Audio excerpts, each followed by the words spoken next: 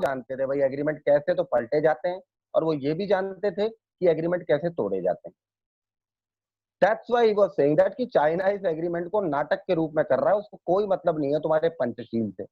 उसको अपना target clear करना है, क्योंकि वो शुरू से ये मानता था कि इंडिया का एक बहुत बड़ा हिस्सा उसके उसके पास होना चाहिए।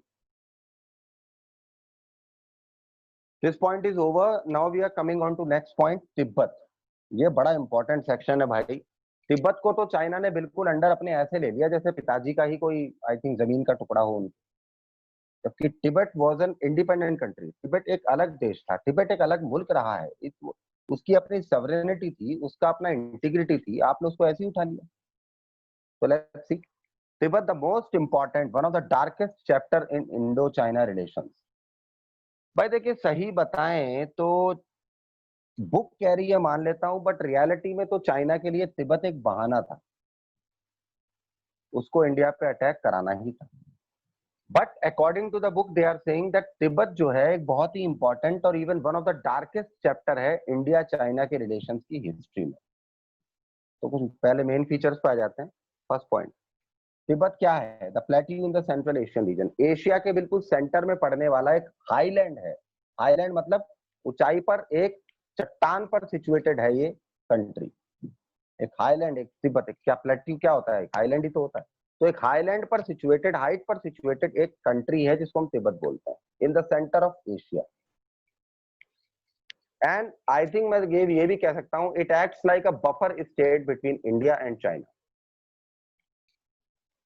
सेकंड पॉइंट, 1950 प्रॉब्लम क्या थी? 1950 में चाइना ने हर चीज सिस्टमेटिकली की थी, और चाइना आज भी हर चीज सिस्टमेटिकली करता है। जो उसको करना होता है ना, वो बहुत पहले से सोच चुका होता है और सोच कर ही करता है। कोई चीज ऐसी नहीं है जो चाइना आज करेगा तो तुम्हें आज ही लगे कि ऐसे कैसे कर दिया ना, बहुत सालों से वो सोच के बैठा होता है। Second point, 1950 to control over independent Tibet, as he claimed since a longer period of time, opposed by the large population of Tibet. 1950 के अंदर चाइना ने सीधा क्लेम कर दिया कि तिब्बत पे तो हमारा हक है, Tibet is our part, Tibet should be under our government, Tibet should be our territory.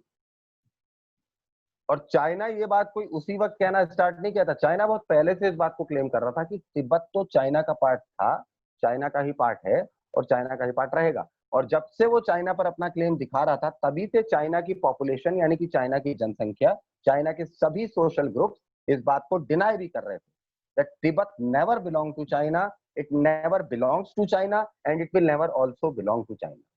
But still China को अपने मतलब से मतलब था, तो चाइना का क्लेम तो मजबूत ही करता गया वो। और उसको इंतजार था कि चाइना को यही इंतजार था कि कब हम एक सवरन कंट्री बने, कब हमारी गवर्नमेंट खुद की आइडियोलॉजी की खुद बने, उसके बाद हम तिब्बत को सीधा अंडर ले लें। और 1949 में उनकी खुद की गवर्नमेंट बनी, 1950 से उन्होंने सीधा यही काम करना स्टार्ट कर दिया। Next point, India tried to persuade China on the claims of Tibet on its independence. अब इंडिया के लिए तिब्बत की ज्योग्राफिकल लोकेशन बड़ी इंपॉर्टेंट थी भाई, तो इंडिया के लिए तो तिब्बत के साथ चाइना अगर ऐसा कर रहा था तो खतरा था। अगर मैं सही कहूं तो एक्सटर्नल बॉर्डर सिक्योरिटी के हिसाब say that was a very very very very threatening issue. Therefore India ने हमेशा की तरह चाइना को समझाने की कोशिश की कि भाई जो तिब्बत पे आप क्लेम्स कर रहे हैं वो ठीक नहीं है, क्योंकि तिब्बत की अगर आप हिस्ट्री निकाल के देखोगे तो तिब्बत की हिस्ट्री में चाइना का कोई लेना देना नहीं है। तो आई थिंक इंडिया ने यही समझाने की कोशिश की कि तिब्बत का अपना एक कल्चर है, तिब्बत की अपने कल्चर की हिस्ट्री है, तिब्बत की अपनी एक सॉवरेनिटी है और उसकी भी एक हिस्ट्री है। तो तिब्बत पर क्लेम्स आपके ठीक नहीं है, और अगर आप ऐसा करते हैं तो तिब्बत के लोगों की इंडिपेंडेंस को हर्ट करेंगे आप। और इसीलिए इंडिया ने जब चाइना को ये बात समझाई, तो ये बात समझाने के वक्त इंडिया ने पंचशील एग्रीमेंट के एक क्लॉज का भी उसने आई थिंक रिमाइंडर डाला कि पंचशील एग्रीमेंट में 1954 में जो साइन किया गया था इंडिया और चाइना के बीच में, सो कॉल्ड जवाहरलाल नेहरू जी और जॉन इलायजी के बीच में, उसमें एग्रीमेंट में एक बहुत ही इंपॉर्टेंट क्लॉज ये जोड़ा गया था कि तिब्बत को चाइना कभी उसकी इंडिपेंडेंस को हर्ट नहीं करेगा, तिब्बत की सॉवरेनिटी को चाइना कभी हर्ट नहीं करेगा।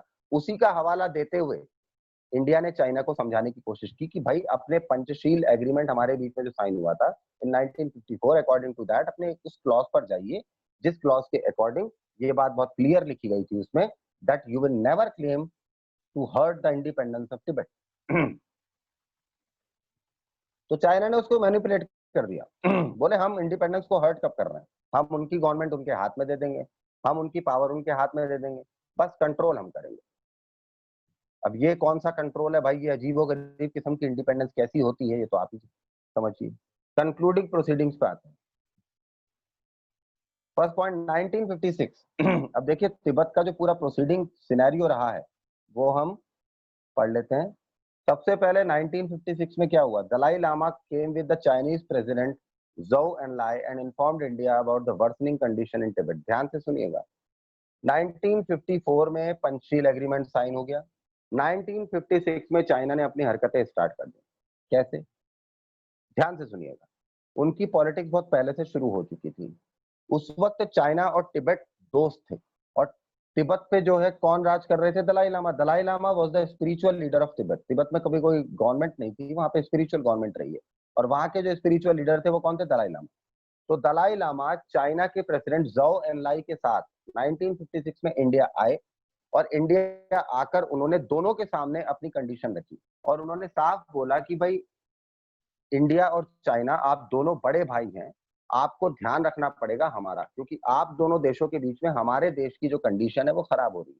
तो हम चाहते हैं आप दोनों बड़े देश हमारी कंडीशन पर ध्यान दें, और वर्सनिंग कंडीशन जो तिब्बत की घटती हुई आई थिंक परिस्थितियां हैं, जो तिब्बत की कंडीशंस खराब होती जा रही हैं, खराब से खराब होती जा रही हैं, उस पर हम चाहते हैं आप वर्क करें और उसको इम्प्रूव करने में हमारी मदद करें। ये सिंपल दलाई लामा का प्रपोजल था in front of Indian Prime Minister Jawaharlal Nehru and Chinese President Zhou Enlai in 1956. Second point, but China assured India of giving greater autonomy to Tibet by any other region of China. उसके बाद Indian prime minister along with Indian जो भी ministry थी सारी, उन्होंने China से ये बात रखी कि भाई ये बात बिल्कुल सही है जो दलाई लामा कह रहे हैं कि भाई आपके एक्सटर्नल इंटरफेरेंस के कारण तिब्बत की जो है कंडीशन